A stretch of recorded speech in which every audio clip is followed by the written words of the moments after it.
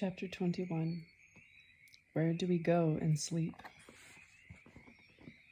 On several occasions, Anastasia's description of earthly civilizations contained references to the existence of life on other planets and in other galaxies of the universe.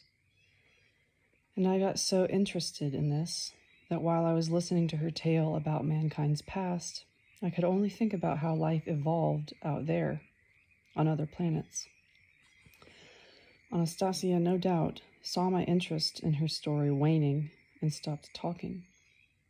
I was quiet too, thinking about how I could get her to tell me in more specific detail about life in extraterrestrial civilizations.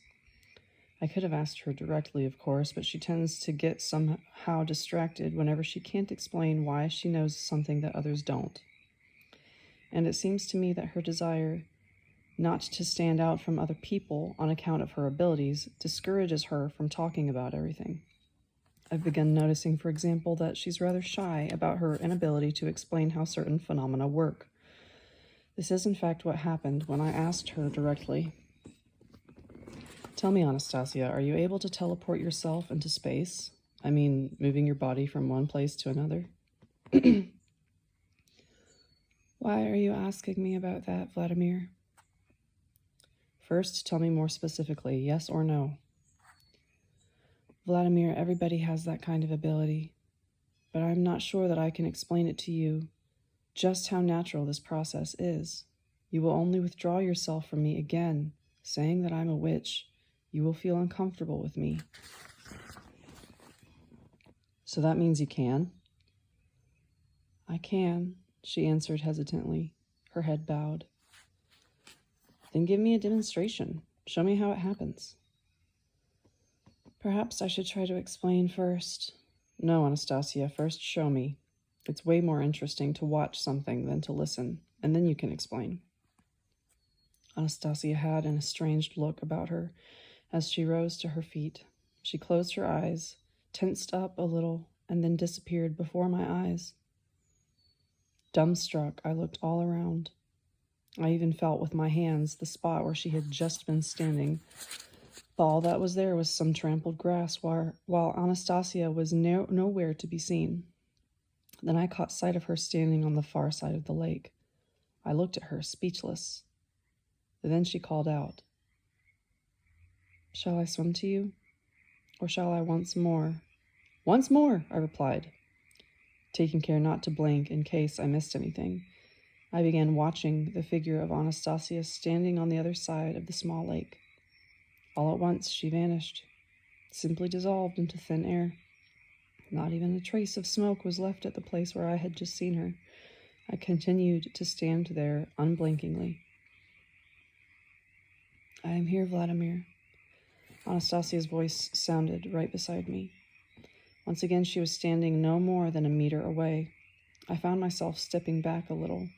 Then I sat down on the ground, trying not to show any sense of surprise or excitement.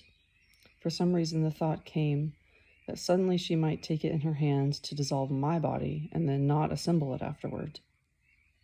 Anastasia spoke first. Only the owner of a body can fully dissolve it or split it into atoms. This is an ability available only to man, Vladimir. I realized she was going to first try to prove to me that she was man, and so as to not have her waste any time, I said, I realize that it's only given to man, but surely not to every man. Not to everyone. One must... I know what you're going to say. One must have pure thoughts. Yes, pure thoughts, and besides that, the ability to think quickly and in images, to visualize in specific detail one's self, one's body, and desire, a strong will, and faith in one's self. Don't explain, Anastasia. Don't waste your time trying. Tell me rather, can you move your body to any place at all? Any place, yes, though I rarely do that. Any place can be very dangerous. Besides, there's no need to do it. Why move one's body? There are other ways. Why is it dangerous? It is essential to get an accurate picture of the place you wish to move your body to. And if you don't get an accurate picture, what can happen? Your body might be lost. How? For example, suppose you wanted to transport your body to the floor of the ocean, and the water pressure crushes it, or you suffocate. Or you might wind up on a city street in front of an oncoming car, and the car hits your body and injures it. Can man also transport his body to another planet? Distance plays absolutely no role here. It will move itself to whatever place your thought dictates. After all, your thought goes to the destination first. It is also what assembles and puts together again the body that was earlier dissolved in space. If I wanted to dissolve my body, what should I be thinking about? You have to visualize all of its matter, right down to the tiniest atom, right to the nucleus, and see how the particles create an outwardly chaotic movement in the nucleus, and then mentally dissolve them into space. Then assemble them in their former sequence in their outwardly chaotic movement in the nucleus, reproducing it accurately. It is all very simple, just the way children play with blocks. Might it not turn out that on another planet there wouldn't be an atmosphere suitable to breathe? That is what I am saying. It is dangerous to transport one's body without thinking it through carefully. There are lots of things to take into account ahead of time. So that means it won't work out to go to another planet. It can. It is possible to take some of the surrounding atmosphere along too, and the body will live in that for a time. But generally, it is better not to transport one's body without a particular need for it. In most cases, it is sufficient to watch from a distance with one's ray, or to transport only one's second non-material self. I'm going to say that again. Or to transport only one's second non-material self.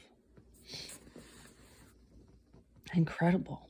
It's hard to believe that every man was once capable of doing something like that. Why do you say once? One's second human self is capable even now of moving about freely, and it does move. Only people do not assign it any specific tasks. They do not set it any goal. What kind of people does this happen with? Right now, it basically happens when a person sleeps.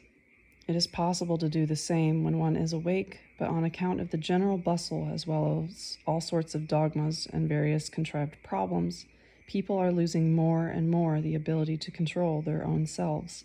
They are losing the capacity for imaginative thinking. Footnote: imaginative thinking. The Russian term refers to the specific ability to visualize in one's mind a vivid and detailed image, not just a fantasy.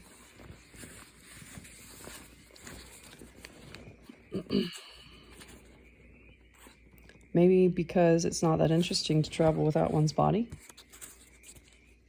Why would you think that? In terms of what you feel, the final result can often be the same. Well, if the result were the same, people wouldn't go dragging their bodies around, traveling to different countries. Right now, the tourist business is pretty profitable in our world. There's something I don't quite understand about that mysterious second self of man's. If one's body hasn't been somewhere, that means the man wasn't there either. It's just as simple and as clear as that. Do not try to jump to hasty conclusions, Vladimir.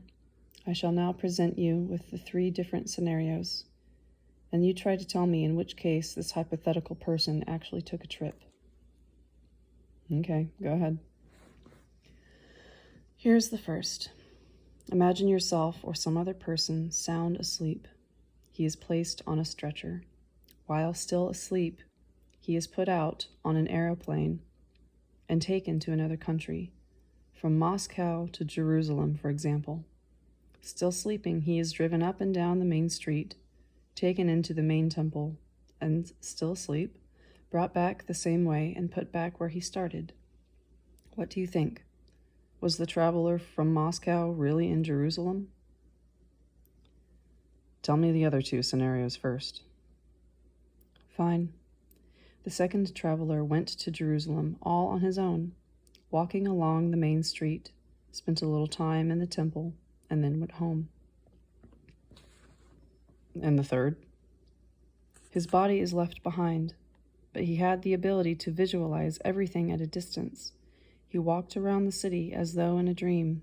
He visited the temple, dropped in somewhere else, and then mentally returned to his previous activities.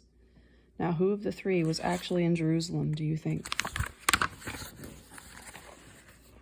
In the fullest sense, only one of the three was there.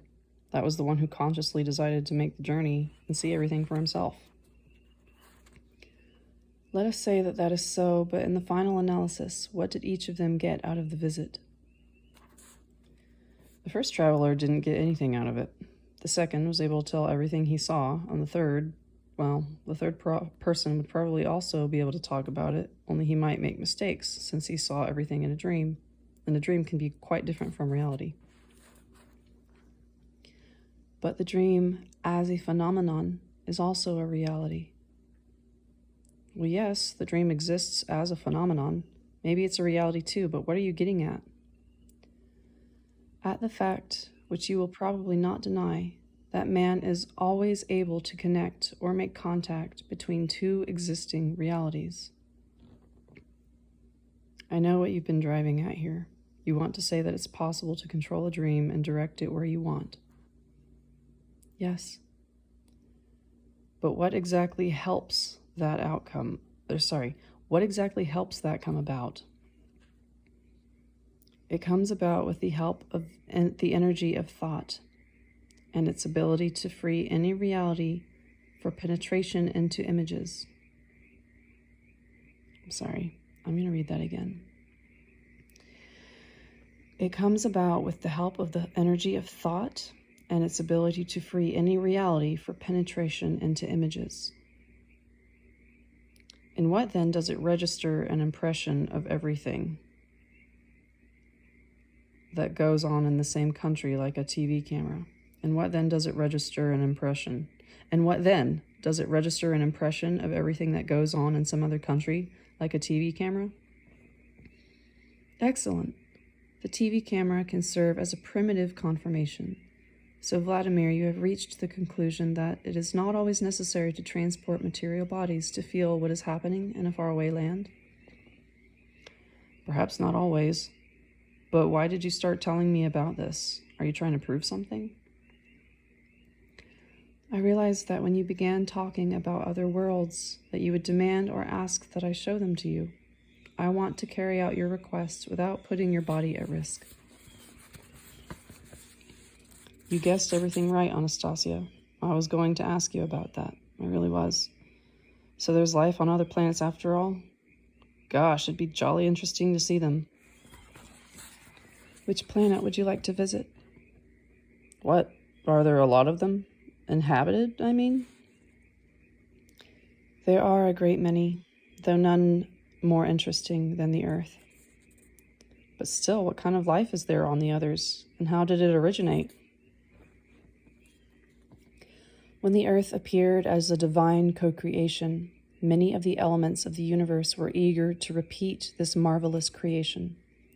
They wanted to create their own on other worlds, using planets which in their opinion were suitable. They began creating them, but nobody could create life in a harmony anything like that of the Earth. There is in the universe, for example, a planet where ants predominate over everything. There are a great number of ants on it. Ants devour the other life forms. When there is nothing left for them to eat, they turn to eating each other and die. And the element that created this kind of life is trying to recreate it anew, but it certainly is not turning out any better. Nobody has been able to bring all the elements together in harmony. There are also planets where the elements have tried, and are still trying, to create a vegetative world similar to the Earth. And they are creating it. Those planets are growing trees, grass, and bushes. But each time their creations reach full maturity, they die. None of the elements of the universe have been able to guess the secret of reproduction. They are like man today. After all, man today has created a lot of artificial things all on its own, but none of his creations can reproduce itself. They break down, rot away, decay, and demand constant maintenance. The majority of people on the earth have been turned into slaves of their own creations. Only the creations of God are capable of reproducing themselves and living in harmony in all their great diversity. But are there planets in the universe, Anastasia, where beings are evolved in technology the way man is? Yes, there are, Vladimir. There is a planet that has 6 times the Earth's volume and has beings outwardly similar to man. Their technology is artificial and has been perfected far beyond the technology of our Earth. Life on this planet was created by an element of the universe which believes itself to be on par with God, and it is striving for predominance over God's creations. Tell me, are they the ones who have come to Earth in their spaceships, the flying saucers we see? Yes, they have tried to make contact with Earth people on a number of occasions, but for the Earth, their contacts... No, wait, is there any way you can take me, or my second self, to that planet for a visit? Yes, I can. Then take me there. After that, Anastasia asked me to lie down on the ground and relax. Telling me to spread out my arms to the sides, she placed one of her hands in mine, and in a short time I began to doze off into something similar to sleep. I say something similar, as this dozing off was most unusual. First, my body felt more and more relaxed. I couldn't feel my body anymore, though I could see and hear everything around me perfectly well.